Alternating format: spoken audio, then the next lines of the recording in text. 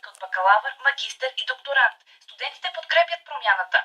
Тази степен за Европа е непозната. Тя ограничава студентите, които са завършили тази степен в България.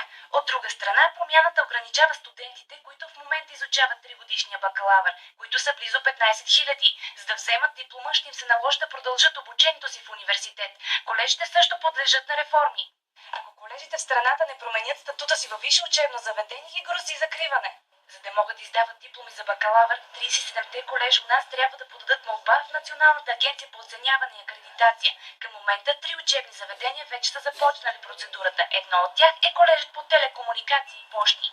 На нас не отне повече от 3 години, тъй като един път не беше отхвърлена молбата за преобразуване. Най-вероятно ще отнеме поне още една година, тъй като трябва да мине през Народно събрание. Тромовата процедура поставя под въпрос какво ще се случи с студентите и колежите след 2015 година. Също така, в новата стратегия за висше образование не са посочени ясни критерии за изпълнението на реформата, а от Министерството на образованието отказват коментар по темата. Но едно е ясно, че броят на висшите училища в страната ще се редуцира.